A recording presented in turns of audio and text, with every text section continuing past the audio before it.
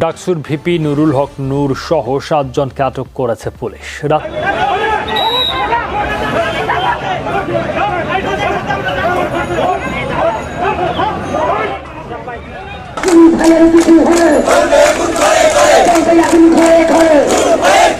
আজকের অনুষ্ঠানের প্রধান চরিত্র গণ অধিকার পরিষদের সদস্য সচিব নুরুল হক নুরু। কাঁথাবালিশ নিয়ে লঞ্চে সদরঘাটে নামা যে নুরুর একসময় 3 বেলা ভাত জুটত না, সেই নুরু এখন পরিবার নিয়ে হেলিকপ্টারে চলাফেরা করে। চরের ভাঙা ঘর ভেঙে নতুন পাকা ঘর উঠেছে। হাঁটা চলা দেখলেই বোঝা যায় পকেটটা এখন আগের চেয়ে অনেক বেশি গরম। নুরুকে নিয়ে অনুসন্ধান করতে গেলে বেশ কিছু চরিত্র সামনে চলে আসবে, যাদের অনেকে চায়ের দোকানদার থেকে শিল্পপতি, পাঙ্গাস মাছ বিক্রেতা থেকে কয়েক শত কোটি টাকার মালিক বনে গিয়েছেন। আমাদেরকে একটা টুপি পরিয়েছিল, কোটি কোটি টাকা হাতিয়ে নিয়েছে এই 53 দেশের প্রবাসী থেকে এই বিপি নুরুল হক নূর। সুপ্রিয় দর্শক, বিপি নুরুল হক নূর এবার কঠিনভাবে ফেঁসে গিয়েছে। বিপি নুরুল হক নূর অবশেষে তাকে জয় বাংলা করে দিল সাংবাদিক ইলিয়াস হোসাইন। তার কোটি কোটি টাকা দুর্নীতি, তার আত্মীয় স্বজনদের দুর্নীতি, তার আত্মীয় স্বজনদের ব্যবসা বাণিজ্য যে কত কোটি বেড়েছে সীমাহীন। একজন প্রতিমন্ত্রী তার তাসের রাজত্ব যে কীভাবে কন্ট্রোল করছেন সেটা দেখলে অবাক হবেন। আমরা সাংবাদিক ইলিয়াসের ভিডিওর কিছু ক্লিপ দেখব, বুঝতে পারবো যে এই বিপি নুর কত ভয়াবহ অবস্থা। তার বাসায় যদি অভিযান চালানো হয় হয়তো বা কোটি কোটি এবং স্বর্ণমুদ্রা পাওয়া যেতে পারে। আমরা চাই তার বাসায় অভিযান চালানো হোক। এর আগে চলুন সাংবাদিক ইলিয়াসের প্রতিবেদনের কিছু অংশ দেখে আসি।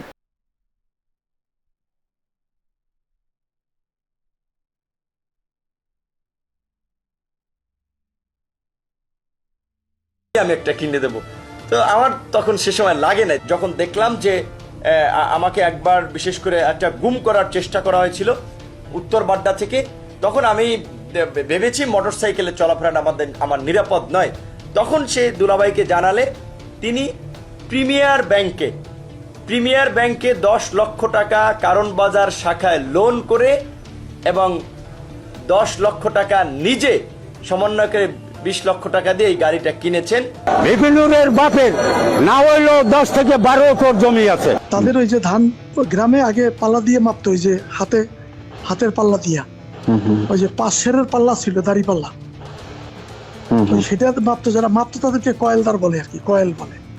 আচ্ছা, ধান মাপার কাজ করতো আর কি। 2019 সালে নুরুল হক নুরু ভিপি হবার পর থেকে ধীরে ধীরে কয়েল্লা ইদ্রিসের দিন পাল্টাতে শুরু করে। কয়েলের কাজ বাদ দিয়ে রাজনীতির মাঠে নামে, কারণ আগের ব্যবসার চেয়ে এই ব্যবসায় লাভজনক। রাজনৈতিক ছিল বঙ্গবন্ধু শেখ মুজিবুর রহমান। এটা যদি আমি বলি সে ছিল না, তাইলে আমি ভুলের রাজ্যে বসবাস করি।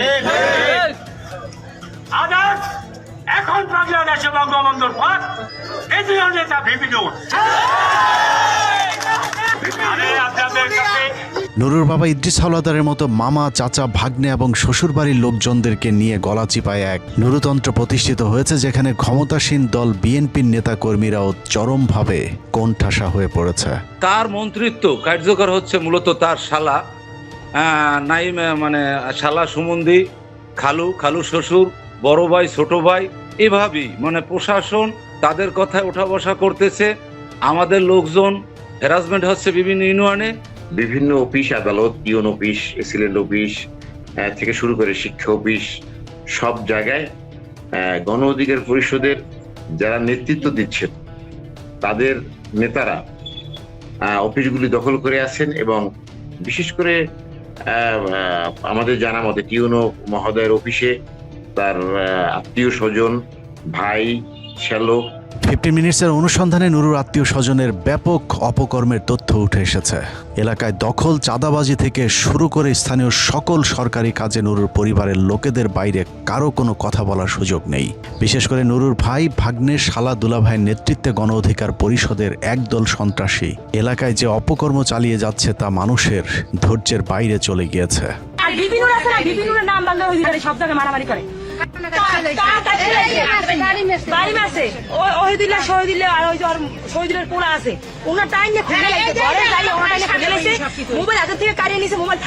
আমার স্বামীর বাড়ি দিয়ে পুরমে ঢালাই শুবাইছে, আমার বাসের উপর দৌড়িয়ে জালের উপর দৌড়িয়ে এই গরমে ঢুকছে। 3 দিন ছিল আমার জালের দাবাই দৌড়িয়ে 3 দিন ভাই গেছিল, সব হয়ে গেছে। ওহিদুল ইসলাম কামাল, সে বিপি নুরের নাম ভাঙাইয়া আমাদের 10 কিনা গলাচিপার ভিতরে সে অনেক পাওয়ার দেখায়, দাপট দেখায়, প্রভাব খাটায় আমাদের ঘর বাড়ি লুটপাট করে। এই দেখে আমার বড় ভাই সে ঢাকা গেছে, হ্যাঁ, আমার ঘরটা লুটপাট করে ভাঙচুর করে তারা নিয়ে গেছে। মালামাল নিচ্ছে, আমার ভাই বউ, আমার ওয়াইফ তার কানের থেকে দুল নিচ্ছে স্বর্ণের, আমার ভাই বউর কানের থেকে দুল নিচ্ছে, ঘর দর ভাঙে যা পাইছে হাতের দ্বারা সব নিয়ে গেছে। সম্প্রতি তারেক রহমানের স্বপ্নের ফ্যামিলি কার্ড প্রকল্পে নিয়োগ পরীক্ষায় নুরুল হক নুরু এক অভিনব প্রতারণার আশ্রয় নিয়েছিল।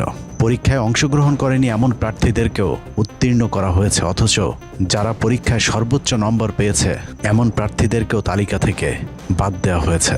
দশমিনা উপজেলায় বিগত দিন যারা ছাত্রদল করেছে, বিএনপির সাথে যুক্ত ছিল, সাধারণ লোকজন সহ অনেকেই এই পরীক্ষায় অংশগ্রহণ করেন, কিন্তু সেই পরীক্ষায় রিটেন ভাইভায় টেকার পরেও দলীয় লোক বিএনপি যারা করে তাদেরকে বাদ দিয়ে নতুন করে আওয়ামী লীগের লোকজনকে, গণ অধিকারের লোকজন এখানে ঢুকিয়েছেন। মুখ দেখে এই নামগুলো উপজেলা সমস্যা বিচার এবং এই উপজেলা নির্বাহী বিচারের মাধ্যমে এই নামগুলো টিকানো হয়েছে।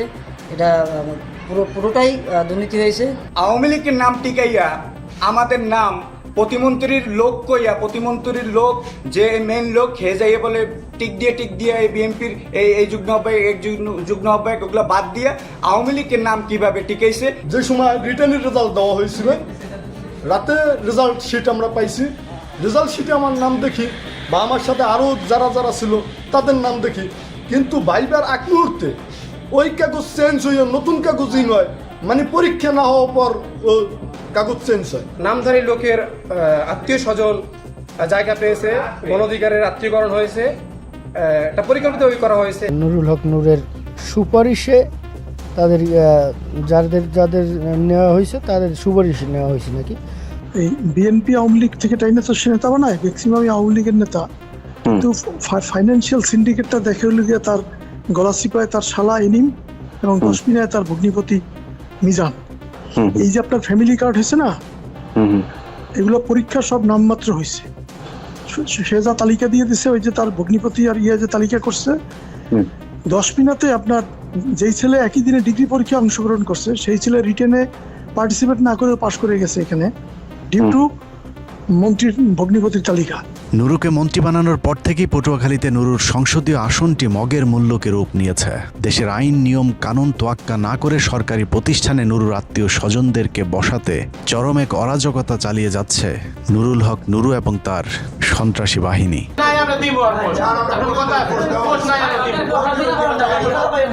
ভিডিওতে পটুয়াখালী জেলা গণ অধিকার পরিষদের সহসভাপতি কালাম পঞ্চায়েত, ঢাকা উত্তর গণ অধিকার পরিষদের নেতা কামাল, দশমিনা যুব অধিকার পরিষদের নেতা বাবুর্চি শহীদ এবং সুজন সহ আরো কয়েকজনকে দেখা যাচ্ছে।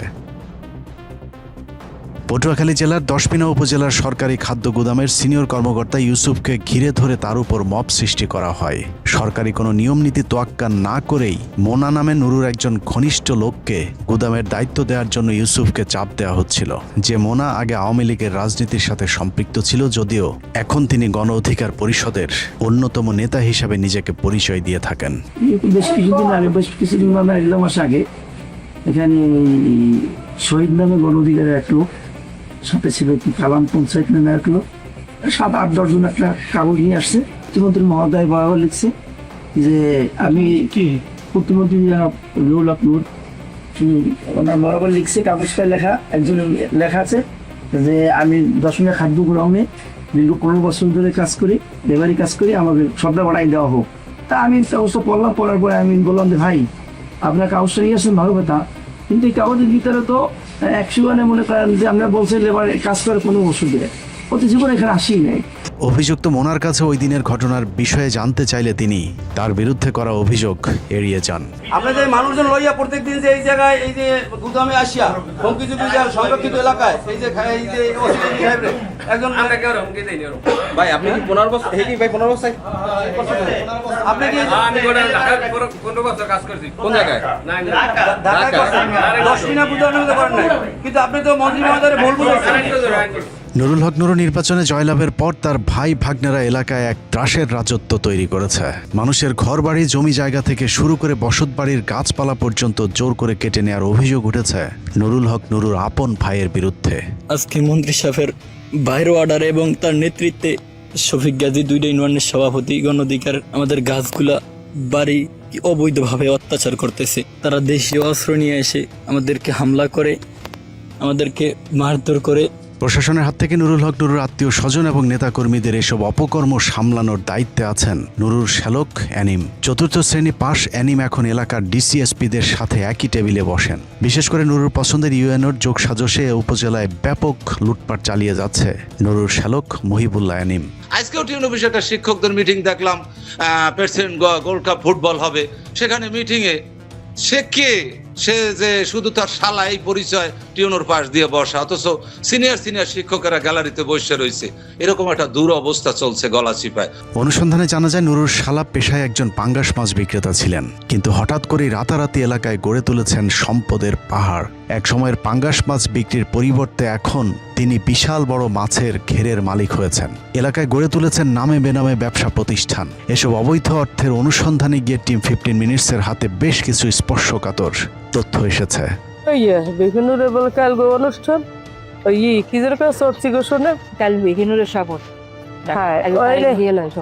সবাই মিললে মিষ্টি কিনতে লেগে যাবে। ভিডিওতে যে নারী কথা বলছেন তার নাম মাহমুদা বেগম। স্থানীয় নির্বাচনে গলাচিপার 4, 5, 6 নম্বর ওয়ার্ডের মহিলা কাউন্সিলর হিসেবে তাকে নির্বাচিত করার কথা বলে মোটা অঙ্কের অর্থ হাতিয়ে নিয়েছেন নুরুল হকের শ্যালক মহিবুল্লাহ অ্যানিম। নির্বাচনী খরচের পাশাপাশি নির্বাচন পরবর্তী সময়ে মিষ্টি খাওয়ার কথা বলে তার কাছ থেকে হাতিয়ে নেওয়া হয় মোটা অঙ্কের টাকা। 4, 5, 6 লইয়ে দায়িত্ব দিচ্ছে। সবাই মিললে মিষ্টি কিনতে লেগে যাবে। নূরজনে অ্যানিমের দ্বারা যে টুকাইয়ে মানে টুকাইয়ে হারে 5 লাখ টাকা এই আসরের কালে নুরুর শ্বশুর বাড়ির আত্মীয় স্বজনের মতো রাতারাতি কপাল খুলেছে তার বোন জামাইদেরও।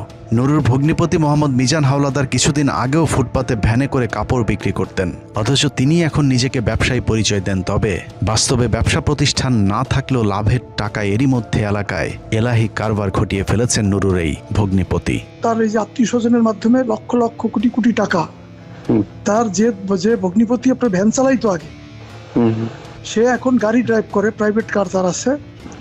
তার বাড়ি মিজান সাহেব অনেক ইয়ার মধ্যে ইউনুস সাহেবের সময় বাড়ি করে ফেলছে, এবং সে এখন সমস্ত তালিকা, বরাদ্দের তালিকা সব তার মাধ্যমে হয়। সে তার কোনো পেশা নাই, কিন্তু তার প্রাইভেট কার চলে।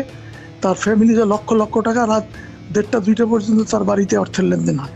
আমাদের 10 মিনা এবং গলাচিপা এখন দুলাভাই খ্যাত যে নিজাম হাওলাদার, তার যে লিস্ট উপজেলা নির্বাহী কর্মকর্তার কাছে যে লিস্ট গেছে, আমরা শিওর যে তার চিন্তা চেতনা যাদের নাম ছিল তাদের নামই আসছে। নুরুর আরেক ভগ্নিপতি চা বিক্রেতা আব্দুল মান্নান। শিক্ষাগত যোগ্যতা বলতে সম্বল টিপসই। গাজীপুরে ছোট্ট চা বিড়ির দোকানদারি করে চলত তার সংসার। পটুয়াখালী চর থেকে নুরুর আত্মীয় স্বজনদের অনেকেই গাজীপুরের এই বস্তিতে গিয়ে উঠেছিলেন। এই বস্তিতে থেকেই পড়াশোনা করেছেন নুরু, কিন্তু আত্মীয় স্বজনদের অনেকের ভাগ্য না পাল্টালেও নুরুর বোন জামাই মান্নান এখন 7 তলা ফাউন্ডেশনের বাড়ির কাজ শুরু করেছে। এরই মধ্যে 1 তলার কাজ সম্পন্ন হবার পর সেখানেই এখন থাকছেন তিনি। মান্নান দেওয়ান, তো ওনাকে চিনেন আপনি? আচ্ছা, উনি কি করে? কিছু করে ব্যবসা ও তো তাই তো কই কিছু করে না। মান্নান দেওয়ান কি করে? মান্নান দেওয়ান আছে এখন মান্নানের এই বিশাল উত্থানের উৎসের খোঁজে গেলে নুরুর ভাগ্নের নেতৃত্বে সাংবাদিকদের উপর হামলা করা হয়। মান্নান সাহেব বসে থাকা অবস্থায় মান্নান সাহেব, রিফাত এবং আরো 5-7 জন মিলে আমাকে লাথি মেরে চেয়ার ভেঙে ফেলে ও আমাকে ইচ্ছা মতো বেধড় মারধর করে। পরবর্তী সময়ে তার ছেলে রিফাত আমার মোবাইলের ভিডিওগুলো ডিলিট করতে চাই, তো আমি দিচ্ছিলাম না অবস্থায় আমার মোবাইলটা জোরপূর্বক টান দিয়ে নিয়ে মোবাইলের মধ্যে একদম পাক মেরে ফিকে মেরে মোবাইলটা ভেঙে ফেলে। নুরুর আশপাশে থাকা সকলেই এখন ফুলে ফেপে উঠেছেন। এদের মধ্যে গণ অধিকার পরিষদের সবার কাছে নুরুর ক্যাশিয়ার খ্যাত সিরাজদি খানের জাহিদ রহমান। মধ্যপ্রাচ্যে থাকাকালীন বিকাশ কালেকশনে ভালো পারফরমেন্স দেখিয়ে নুরুর পার্মানেন্ট ক্যাশিয়ার হিসেবে নিয়োগ পান মুন্সিগঞ্জ জেলার সিরাজদি খান উপজেলার জাহিদ রহমান। সেই সাথে মুন্সিগঞ্জ জেলা গণ অধিকার পরিষদের আহ্বায়কের পদেও আছেন নুরুর এই ক্যাশিয়ার। একসময় মধ্যপ্রাচ্যে শ্রমিক হিসেবে কাজ করতে যাওয়া জাহিদের ভাগ্যের কতটা উন্নয়ন হয়েছে সেটা বুঝতে হলে তার ফেসবুক প্রোফাইলে 2-4 মিনিট সময় দিলেই বোঝা যাবে। নুন আনতে পান্তা ফুরানো পরিবারে জন্ম নেওয়া জাহিদ 2020 সালে ঘর ভাড়া দিতে না পেরে ঢাকা থেকে গ্রামে চলে গিয়েছিলেন। অথচ এখন তিনি দামি গাড়িতে চড়েন, প্রতি সপ্তাহে বিদেশ যান, ভ্রমণ করেন বিজনেস ক্লাসে। নুরু প্রবাসী কল্যাণ মন্ত্রণালয়ের দায়িত্ব পাওয়ার পর জাহিদ রহমান কেরানীগঞ্জের রাজেন্দ্রপুরে একটি ট্রেনিং সেন্টার খুলে বসেছেন। এই ট্রেনিং সেন্টারের মাধ্যমেই নুরুর সাথে মিলেমিশে দুজনে করছেন আদম ব্যবসা। অনুসন্ধানে জানা যায় কেরানীগঞ্জের ওই প্রতিষ্ঠানে নুরুর মালিকানার শেয়ার রয়েছে।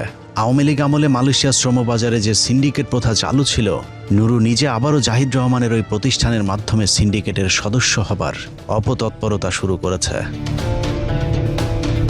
সবশেষ কুরবানির ঈদে নুরু জাহিদ রহমানকে স্থানীয় একটি গরুর হাটের ইজারা পাইয়ে দেয়। সূত্র জানিয়েছে সেখানেও বড় অঙ্কের লেনদেন হয়েছে জাহিদ আর নুরুর মাঝে। জাহিদের মাধ্যমে মুন্সিগঞ্জের অনেক আওয়ামী লীগ নেতাদেরকে বাঁচানোর জন্য তদবির বাণিজ্য শুরু করেছে নুরু। এরই মধ্যে সিরাজদি খান বালুচরের কুখ্যাত সন্ত্রাসী আমির কসাইকে জুলাই মামলা থেকে অব্যাহতি পেয়ে দিতে বড় অঙ্কের টাকার লেনদেন চলছে বলে জানিয়েছে সূত্র। 5 আগস্টের পর থানায় এজাহারভুক্ত আসামি হবার কারণে ডিবি পুলিশ তাকে ধরতে গিয়েছিল। ওই সময় পুলিশকে এলোপাথারি কুপিয়ে পালিয়ে যায় কসাই আমির।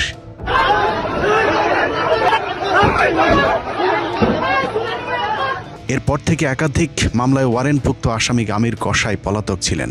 10ই মে একটি সড়ক দুর্ঘটনায় আহত হয়ে ঢাকা মেডিকেলে ভর্তি হলে গোপন সূত্রের ভিত্তিতে সেখান থেকে পুলিশ তাকে গ্রেফতার করে।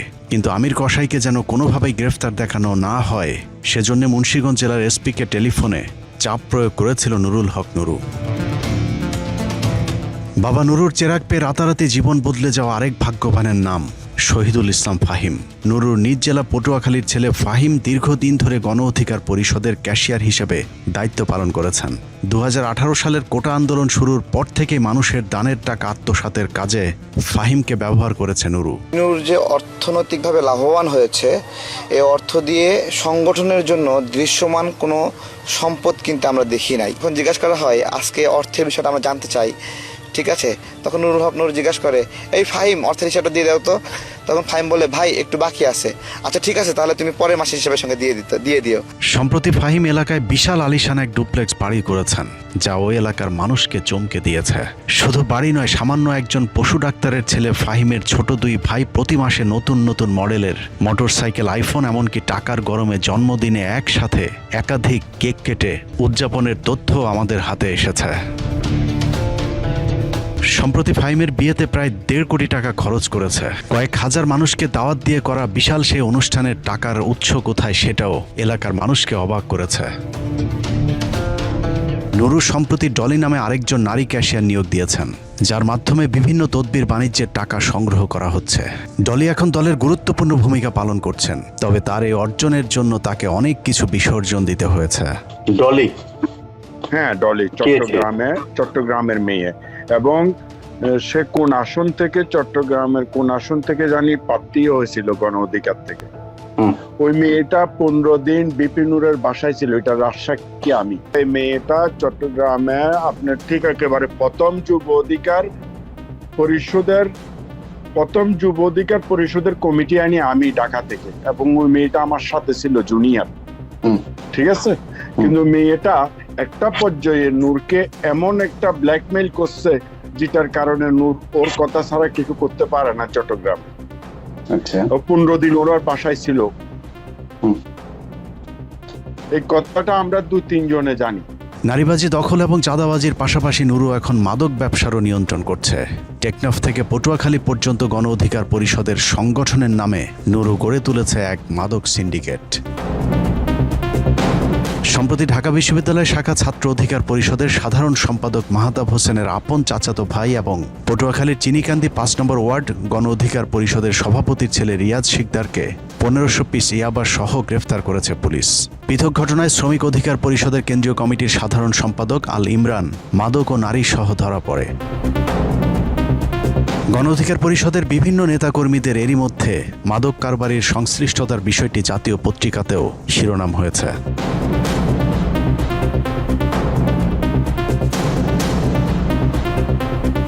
ভিডিওটি শ্রমিক অধিকার পরিষদের পৌর সভাপতি শহীদের চাঁদাবাজির।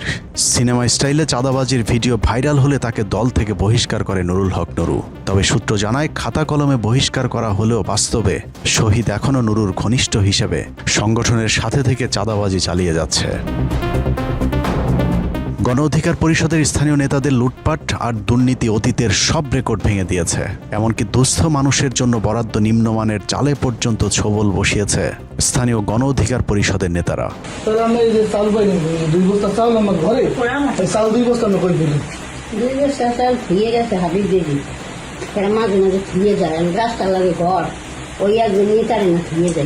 এই চাউল পরিষদ গরিবের চাল, যেটা চাউল পায় না, এই চালগুলো মনে করেন সে একাই বেশি মারিয়ে দেয়।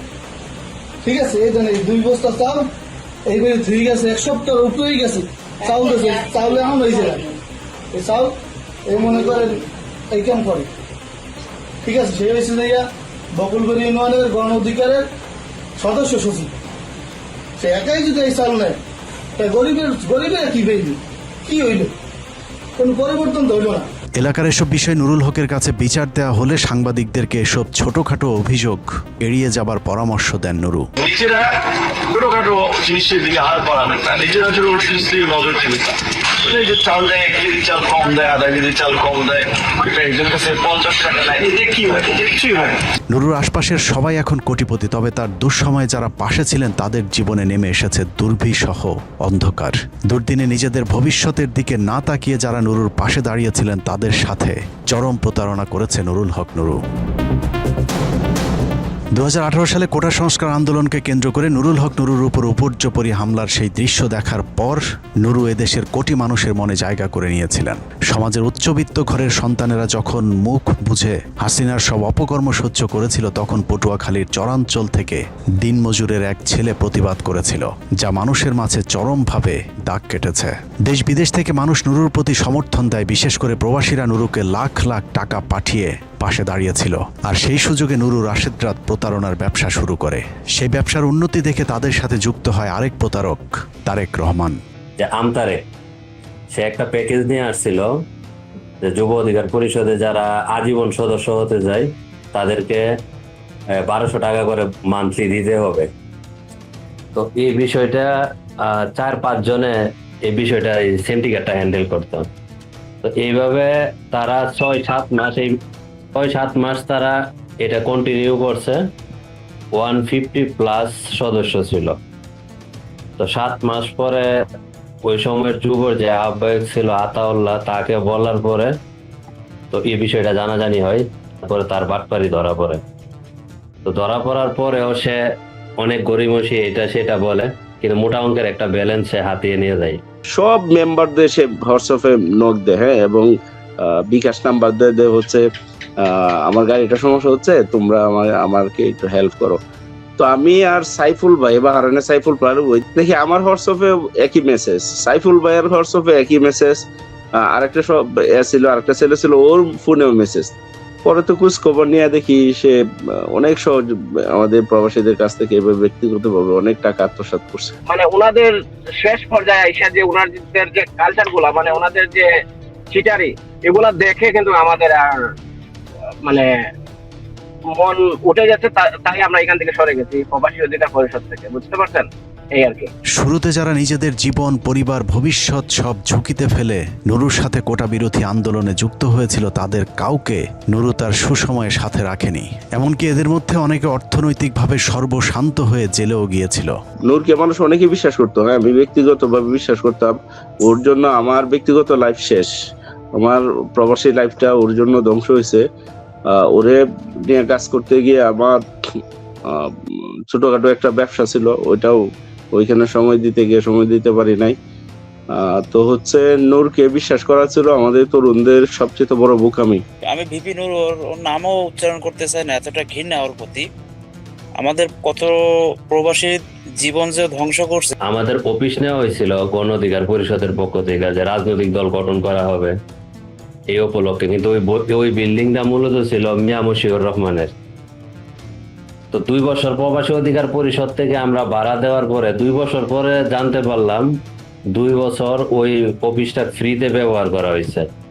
কারণ যখন ওনার সাথে দ্বন্দ্ব হয় নূরের, তখন ওই বিল্ডিংটা ছাড়তেছেন। এবং এটা সাক্ষী আমাদের তৎকালীন যে অর্থ সম্পাদক ছিল কামাল ভাই, এই অফিসে এসি লাগানোর কথা বইলা আমরা যে কত টাকা দিছি, এটা আমি আশা করি 60টা এসি লাগানো হয়েছে অফিসে, মনে হয় 100টা অফিসে এসির টাকা নিছে প্রবাসীদের কাছ থেকে। একই খরচের খাত দেখিয়ে একাধিক দেশে থাকা শত শত প্রবাসীর কাছ থেকে চলাই লাভজনক ডিজিটাল ভিক্ষাবৃত্তি একসময় তাদের বিনা পুঁজির মূল ব্যবসায় পরিণত হয়। ভাই সকালে নাস্তা নাই, ছাত্রদের নাস্তা নাই, খাবার নাই, বিল নাই, তারা জাতীয়বাদ সত্যমিতা তারা জানে, বলতো যে এখন নাস্তা না খেয়ে, খাবার না খেয়ে তারা কিভাবে মিছিল মিটিং করবে। ঠিক আছে, খারাপ লাগতো, ঠিক আছে, নিজের খাই বা না খাই, পরিবারকে দেই না দে, আমরা তাদেরকে প্রোভাইড করতাম টাকা, খরচটা তারেকের মাধ্যমে। তো এইভাবে প্রত্যেকটা টাকা দেওয়ার পরে আমরা একটা জিনিস করতাম কি, যে এখান থেকে কালেকশন করতাম আমাদের সহযোদ্ধার কাছ থেকে বা আমরা নিজের পকেট থেকে দিতাম। আমরা একটা জিনিস চাইতাম যে আমাদেরকে এটা জব দিতে করো, টাকাটা কোথায় ব্যয় করছো সেটা আমাদেরকে জানাও। আমরা আমাদের নেতা কর্মীদেরকে বা সংগঠনের যারা তাদেরকে আমাদেরকে জব দিয়ে করতে হয়। তো এই করতে বলার পরে তারা দিচ্ছি করতে করতে কয়েক বছর গেল, তারা দেয় না, তারা কোনো হিসাব দেয় না। এই যে নূরের ঘরে যে এসিটা আছে, এটা হচ্ছে আমাদের টাকা কিনা। এর ঘরের যে ফার্নিচার গুলো, এগুলো হচ্ছে প্রবাসীর টাকা কিনা। ওরা যদি চ্যালেঞ্জ করে, আমরা চ্যালেঞ্জ করতে পারি। একসময় প্রবাসী অধিকার পরিষদের এসব নেতাদের কাঁধে ভর করে মাঝে মধ্যেই টাকা আনতে বিদেশ সফর করতেন নুরুল হক নুরু। যদিও ইউনূস সরকার ক্ষমতায় আসার পর নুরুর নতুন চরিত্র দেখে কপালে চোখ উঠে যায় প্রবাসীদের। যে নুরু একসময় ইঞ্জিনিয়ার এনামুল হকের টাকায় বিদেশ সফর করতেন, হঠাৎ করে ইউনূস সরকার ক্ষমতায় আসার পর নুরু তাকে ফোন করে বলেন টাকা পয়সা কোনো সমস্যা নয়, 5 স্টার হোটেলে তার বুকিং চাই। হ্যাঁ নেবল ভাই, টিকিট তো কাটছেন, ওই টিকিট তো হয়েছে, এখন হোটেলের বুক দেওয়া লাগবে, বিশেষ করে যত 5 স্টার দেখেন। হ্যাঁ, খরচের সেক্ষেত্রে প্রয়োজন হলে আপনাদের টেনশন করতে হবে না, আমি নিজেও খরচ আমারটাও আমি বহন করতে পারবো। সে আমাকে একটা মেসেজ করলো, বললো যে দুবাইতে একটা 5 স্টার হোটেল লাগবে। আমি শখ হইলাম যে 5 স্টার হোটেল তাকে লাগবে কেন, আর তার মতো এই লোকের 5 স্টার হোটেল কেন লাগবে। সে আবার এটাও বললো যে 5 স্টার হোটেল রেডি করেন, যদি টাকা পয়সা। সাংবাদিক ইলিয়াসের প্রতিবেদন কিছু অংশ দেখেছেন, দেখে বুঝতে পেরেছেন তার অবস্থাটা কি এবং সে আসলে কতটা রাজনৈতিকভাবে দেউলিয়া হয়ে গিয়েছে এবং রাজনীতিকে পেশা হিসাবে নিয়ে কতটা দুর্নীতি করেছে এবং কিভাবে তার আত্মীয় স্বজনদেরকে বিভিন্ন জায়গায় ব্যবসা বাণিজ্য করে দিয়েছে। এক প্রকার দেশকে মানুষের আবেগ বা মানুষের শৃঙ্খলিতির সুযোগ নিয়ে সে নিজের পকেট বাড়ি করেছে। এই হচ্ছে বিপিনুর। আমরা দ্রুত তার মন্ত্রিত্ব বাতিল চাই এবং তার গ্রেফতার এবং তার বাসায় অভিযান চাই।